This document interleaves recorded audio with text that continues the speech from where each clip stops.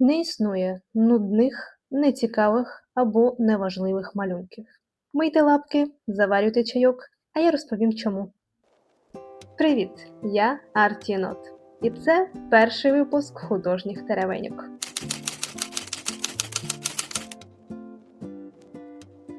Художні теревеньки – це формат «малюю і розмовляю». Тож на ваших екранах ви будете бачити, як я пишу маленьку картину, а закадрово я спробую обґрунтувати свою позицію і розкажу невеличку історію. Почнемо! Колись давно я поїхала в Норвегію. Там було дуже гарно. Природа просто неймовірна. Водоспади, фьорди, затоки – прямо такий витвір мистецтва. Звісно, що я зробила багато фото, і коли я повернулася, то мені захотілося намалювати пейзаж, який я побачила там, власне, що я і зробила. І коли я показувала цю картину своїм друзям, я не буду казати, що за людина це була, але коментар був наступним. Це, звісно, гарно, але нудно. Я запитала, що таке нудно? Чому нудно? Чому саме це слово, на твою думку, описує цю картину? Ну, це ж просто пейзаж. Це ж просто водоспад, це просто. І тоді я чомусь не замислилася, не задала жодних питань.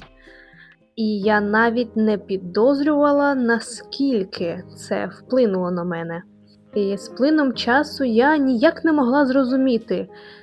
Дитиною я дуже любила малювати.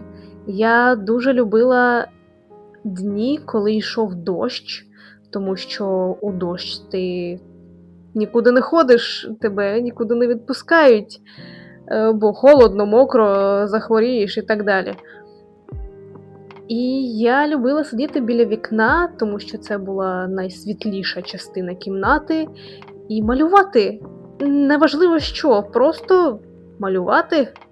І мені це дарувало просто колосальне задоволення.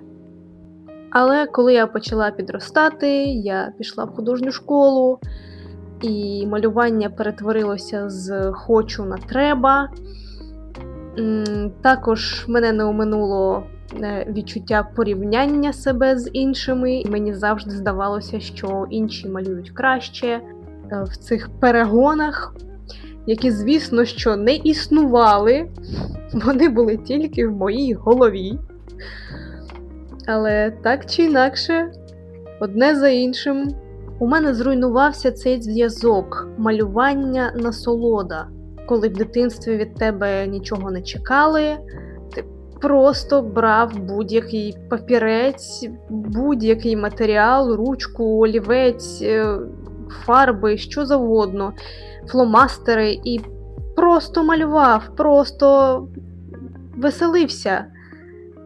А тут раз – і все пропало. І перед тим, як поступати в університет, я думала, що я буду бухгалтером, тому що я любила математику, фізику, точні науки, і вони мені давалися. Але дякуючи моїй мамі та класній керівниці, я поступила на факультет дизайну замість бухгалтерії. І знову малювання було чимось, що треба було робити. На кожен модуль ми мали приносити малюнки, домашні завдання і те, що ми робили в аудиторії, і ми мали художні перегляди.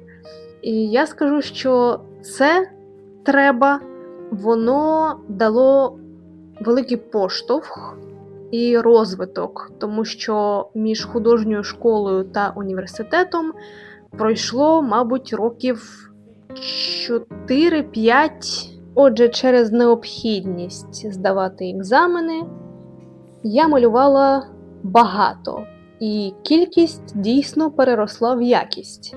І от це саме треба в університеті, воно, мабуть, було найкращим з усіх треба, які я колись мала.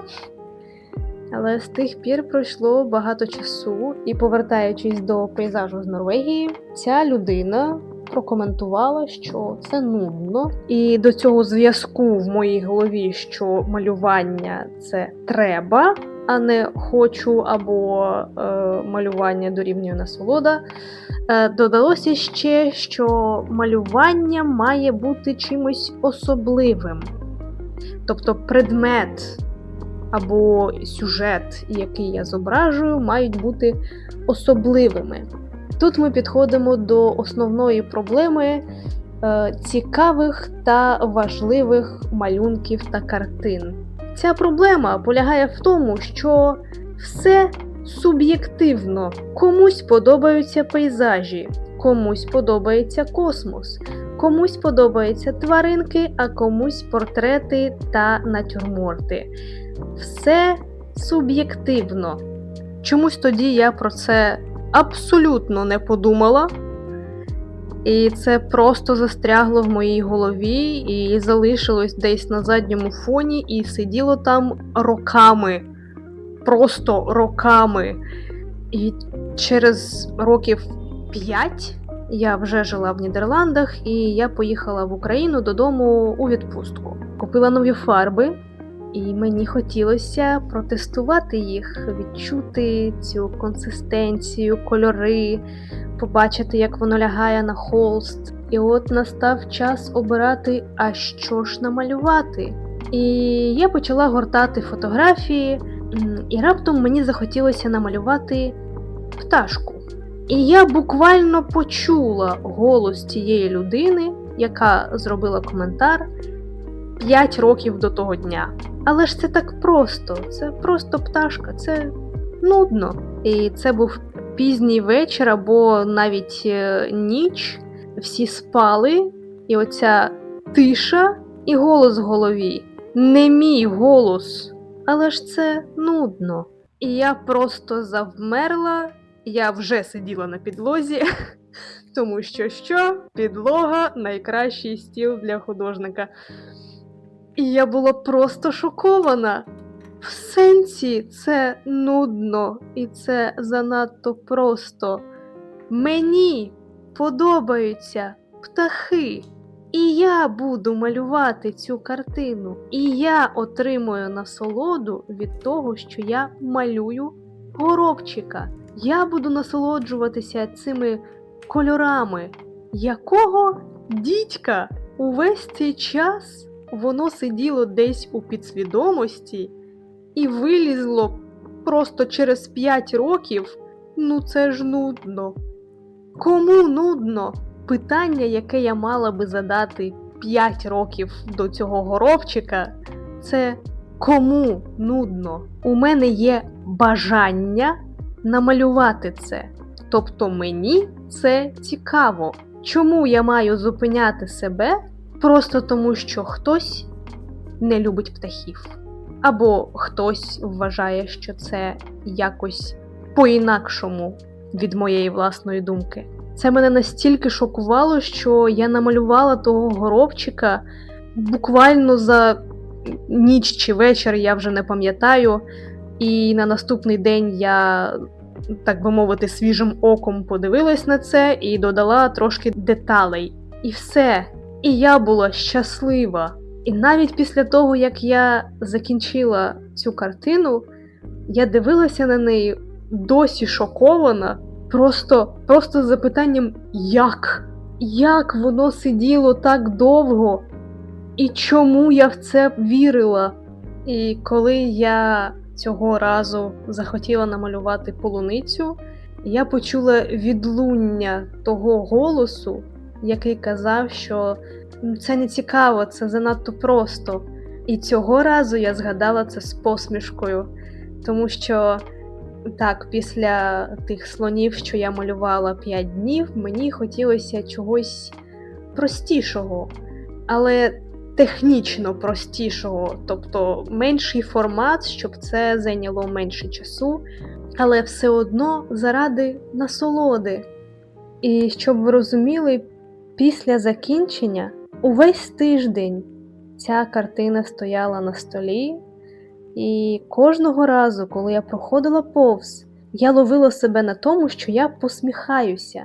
Бо мені подобається, як я це зробила. Мені подобається контраст холодного і теплого, мені подобається текстура, і мені подобається, що я буду пам'ятати цей момент.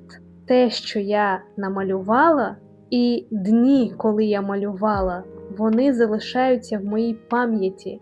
Це, мабуть, одна з найцінніших речей, моменти, які ми вже не проживемо. Але дивлячись на фотографію або на картину, ти зазвичай згадуєш саме цей момент. Так, тут я розумію, що я трошки напартачила з смужками, і мені довелося трошки почекати до наступних вихідних, які у мене були, щоб виправити це.